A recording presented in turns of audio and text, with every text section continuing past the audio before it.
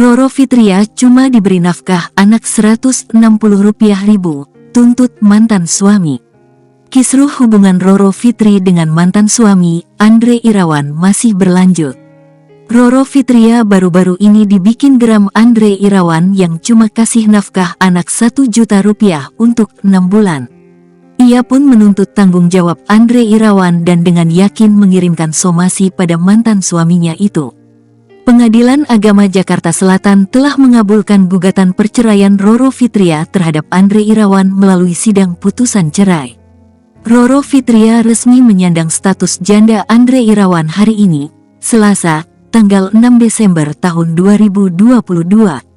Hakim juga menetapkan hak asuh Muhammad Sultan Al-Fatir ke tangan Roro Fitria.